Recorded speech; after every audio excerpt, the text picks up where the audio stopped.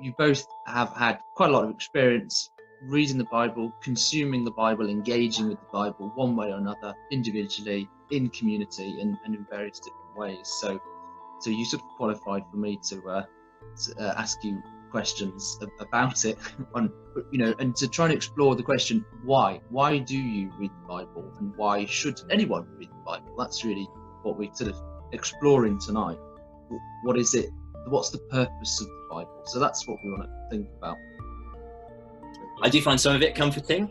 I find other bits not comforting at all, and I don't think they're supposed to be. And I think maybe that is a factor that perhaps sometimes we can come to the Bible with some expectations that we want it to all be maybe nice and light and fluffy and makes you just feel warm inside. And I think if we say that, we're simply not doing justice to a lot of the detail in the book, or the books more widely. I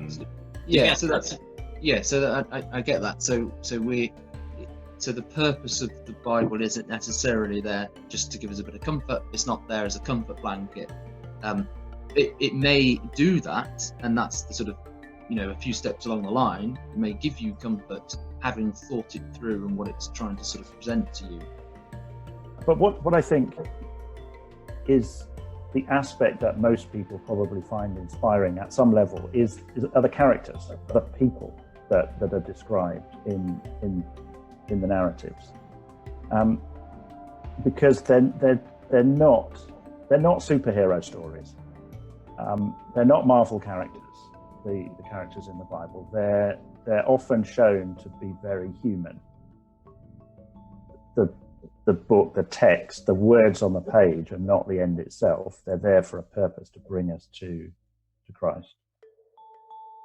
The language and the air and the cultural noise he breathed is much of it is in these Jewish scriptures, this Old Testament. So actually, to some extent, to understand the life and work of Jesus, he is constantly feeding back to incidents in the Old Testament. Actually, he probably alludes to this particular incident in one of his parables.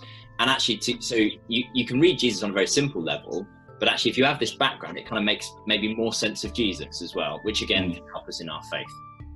Sure, understood. Yeah, so another reason why it's worth reading it, on top of the fact that this is painting a picture of humanity that we ought to pay attention to, is that we might understand Jesus better, because that was his Bible that he picked up and he read, and the people he was speaking to picked up and read and talked about. So we get into the air that they breathe by reading the same thing that they heard, something like that. There's a well-known phrase, isn't there, that the Bible is not written to us, but it is written for us. So if that's kind of getting to the same point, isn't it, John? That you're not necessarily there I think so. To pull out points for daily life. But if there's two things from this evening, I guess its purpose is to instruct in righteousness and to point to Jesus.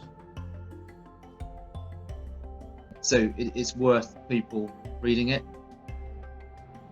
in a nutshell? I absolutely. It would have been it would have been a surprise if we come to a different conclusion tonight. And wrestle with it. It's not just for reading; it's for really thinking about it.